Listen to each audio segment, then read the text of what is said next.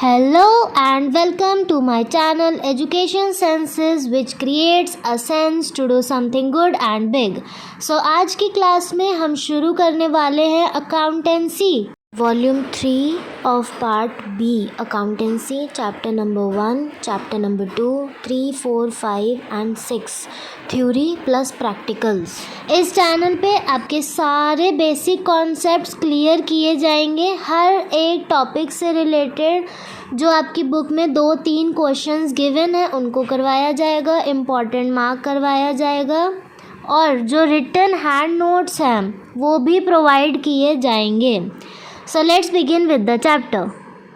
Accountancy की volume 3 यानी कि लास्ट बुक हमारी अकाउंटेंसी की 12th क्लास की अकाउंटेंसी की हमारी last book which is analysis of financial statements, जो हमारी बुक हमारे एग्ज़ाम्स में पार्ट बी में एटलीस्ट 24 मार्क्स की आती ही आती है। 24 मार्क्स हमारे डिसाइडेड हैं कि पेपर में पार्ट बी में वॉल्यूम 3 हमारी पूछी जाएगी। First chapter and second chapter एक ही साथ करवाएंगे बिकॉज मेरा पर्पस प्रैक्टिकल्स क्लियर करवाना है, नॉट थ्योरी। थ्योरी में सिर्फ बताना है कि क्या क्या इम्पोर्टेंट है, बाकी आपके पास बुक है, आप उससे खुद स्टडी कर सकते हो। फर्स्ट चैप्टर का नाम है financial statements of companies. Financial statement of companies हमें पता है कि 1 अप्रैल से लेकर के 31 मार्च तक हमारा जो फाइनेंशियल अकाउंट होता है वो बेसिकली माना जाता है। तो हमारे पास फर्स्ट चैप्टर में सिर्फ ये बता रखा है कि फाइनेंशियल स्टेटमेंट क्या होता है, फाइनेंशियल ईयर क्या होता है, फिर उसके बाद हमारे पास ऑब्जेक्टिव्स हैं, कैरेक्टर स्किट्स है, एसेंशियल्स हैं। इस सब में से कुछ भी नहीं पढ़ना क्योंकि पेपर में थ्योरी 0% के हिसाब से आती है। जो अभी लास्ट ईयर 2-3 बार से एग्ज़ाम्स अटेंड किए हैं उनमें बच्चों को थ्योरी बहुत कम आई थी। फिर उसके बाद हमारे पास जो मेन चीज़ आती है जिसमें से पूछा जाता है वो है ये बैलेंस शीट। इस बैलेंस शीट को आप बुक में से भी स्टडी कर सकते हो, बुक में से स्टडी करना है या फिर ये बैलेंस शीट मैंने खुद हैंड रिटन प्रिपेयर भी कर रखी है फॉर ओन कन्वीनियंस, जिससे कि रिटन नोट्स मेरे पास ऑलरेडी अवेलेबल रहते हैं। स्टेटमेंट ऑफ प्रॉफिट लॉस हम चैप्टर 2 जो volume number 2 issue of debentures में statement of profit loss account पढ़ रहे थे वो भी इसी चैप्टर में हो जाएगा। बेसिकली हमने क्लास 11th तक जो सोल प्रोप्राइटरशिप में बैलेंस शीट पढ़ी थी जिसमें सिर्फ 2 साइड्स होती थी। एक होती थी लाइबिलिटी साइड, जो हम 11th क्लास में बैलेंस शीट को स्टडी करते थे उस बैलेंस शीट में हमारे पास 2 साइड्स होती थी। ये अमाउंट होता था यहाँ पे, ठीक है, यहाँ पे हमारे पास होते थे एसेट्स और जो सारे एक्सपेंसेस हैं वो, ठीक है। यहाँ पे हमारे पास होती थी लाइबिलिटीज़, ठीक है, जो भी लाइबिलिटीज़ है, जो भी इनकम है, कोई भी कैपिटल है, ठीक है, कोई प्रॉफिट है, सब कुछ इधर हमारा डेबिट साइड में आता था और इधर क्रेडिट साइड में आता था। तो 11th क्लास तक सोल प्रोप्राइटरशिप की हमने बैलेंस शीट इस तरीके से पढ़ी। अब हम कंपनीज़ की बैलेंस शीट पढ़ रहे हैं तो कंपनीज़ की बैलेंस शीट को ऊपर नीचे से बनाते हैं। इससे पढ़ने से बेटर है हम इसमें एक बार नज़र मारते हैं। हमारे पास पहले हेडिंग बनती है इक्विटी एंड लाइबिलिटी की, शेयर होल्डर्स फंड है, share capital, reserve and surplus. ये शेयर होल्डर हेडिंग है, उसके अंडर ये 3 चीज़ें आती हैं। फिर ये सेकंड हेडिंग है, थर्ड हेडिंग है, उसके अंदर कुछ आते हैं, फोर्थ हेडिंग है। फिर उसके बाद इसका टोटल करने के बाद एसेट्स हैं, इनको अलग से लिखते हैं। बैलेंस शीट में एक चीज़ बहुत खास है जिसको जब आप बनाते हो तो आपको पता चल जाता है कि हाँ ये करेक्ट है।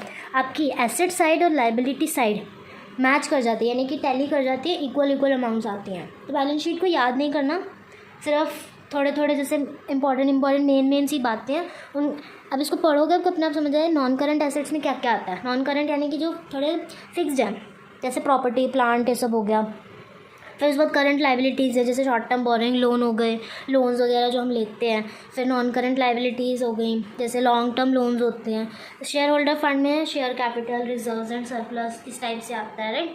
तो इसको याद नहीं करना, अंडरस्टैंड करना है, मेन बातों को ध्यान में रखना है। फिर इसके बाद आता है हमारे पास एक्सप्लेनेशन भी दे रखी है कि शेयर होल्डर फंड में जो शेयर कैपिटल है उसमें क्या क्या आता है। फिर उसके बाद रिजर्व जो शेयर कैपिटल है वो subscribed and fully paid, subscribe but not fully paid, जो मैंने इशू ऑफ शेयर्स के चैप्टर में बताया था। फिर उसके बाद रिजर्व्स एंड सरप्लस में क्या होता है, नोट्स टू अकाउंट कैसे बनाते हैं, वो सब है। इसके बाद हमारे पास आता है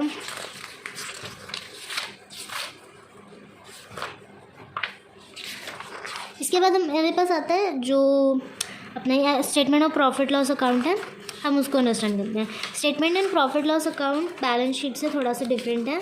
statement and profit loss account में हमारे पास आता है जो भी हमारे इनकम्स हैं, यानी कि जो हमने बैलेंस शीट बनाई उस बैलेंस शीट में सिर्फ एसेट्स हैं, लाइबिलिटीज़ हैं, ये सब है। लेकिन जब हम statement and profit loss account बनाते हैं तो statement and profit loss account में जो हमारी इनकम है वो आती है, जो भी एक्सपेंसेस हैं, एक्सपेंसेस में ये सब आता है। अदर एक्सपेंसेस जो चेंज इन इन्वेंट्री है, closing minus opening, employee benefit expense है, फाइनेंस कॉस्ट है, डेप्रिसिएशन है, अमोर्टाइजेशन है। You know very well amortisation क्या होता है, जब किसी एसेट की वैल्यू बढ़ती है। फिर कॉस्ट ऑफ मटेरियल कंज्यूम्ड है। अमोर्टाइजेशन का मतलब होता है जो इंटेंजिबल एसेट्स होते हैं ना, जब आप उनको मतलब लाइक उनकी वैल्यू जब कम होती है, जैसे गुडविल की अगर वैल्यू कम हो गई तो वो हमारे पास अमोर्टाइजेशन में आ जाएगा, ठीक है। फिर उसके बाद ए और B, before tax profit A minus B minus tax, question में दिया होता है माइनस टैक्स करके प्रॉफिट आफ्टर टैक्स आ जाता है। मैन्युफैक्चरर्स के लिए जो परचेज ऑफ स्टॉक है, यानी कि यहाँ पे purchase of stock in trade है, वो इंक्लूडेड होता है कॉस्ट ऑफ मटेरियल कंज्यूम्ड में। तो ये SPL है, statement of profit loss account. Book में भी दे रखा होगा, मुझे फ़िलहाल मिल नहीं रहा, बट ये मेरे पास रिटन नोट्स थे। और इसके अलावा चैप्टर 1 में और चैप्टर 2 में कुछ नहीं है। चैप्टर 2 में लिमिटेशंस दे रखी हैं, चैप्टर 2 में फिर सिग्निफिकेंस है, ऑब्जेक्टिव्स हैं, ये सब पेपर में नहीं आता। इसके बाद चैप्टर 2 में और चैप्टर 1 में ना कुछ लिस्ट होती है, लिस्ट ऑफ आइटम्स होती हैं जो पेपर में 3 मार्क्स के कन्फर्म्ड है कि आएंगे ही आएंगे। 3 मार्क्स के कन्फर्म्ड है कि आपको 3 और वो दे रखे होंगे, टर्म्स दे रखे होंगे, आपको उसकी हेडिंग बतानी है, मेजर हेडिंग बतानी है और सब हेडिंग बतानी है। तो ये लिस्ट भी टोटल हमारे पास 84 आइटम्स बनी थी।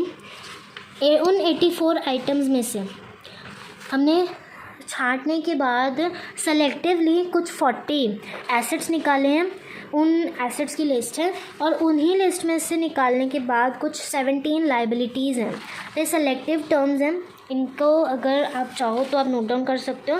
अदरवाइज़ जैसे आपको बुक में यहाँ पे ये हेडिंग क्वेश्चन देने के बाद मेजर हेडिंग, सब हेडिंग, यहाँ पे भी आइटम्स देने के बाद हेडिंग, सब हेडिंग, पूरी एक लिस्ट तैयार करो, जो चीज़ रिपीटेड है उसको कट ऑफ करके सेलेक्टिवली आइटम बना सकते हो। अदरवाइज़ ये प्रिपेयर्ड लिस्ट के लिए आप मेरे को कमेंट सेक्शन में टेक्स्ट भी कर सकते हो। चैप्टर 1 और चैप्टर 2 इतना ही था, बाकी रिमेनिंग जो थ्योरी है वो एक बार आप स्टडी कर सकते हो, बट बहुत ज़्यादा डीपली नहीं, क्योंकि पेपर में पूछा ही नहीं जाता है।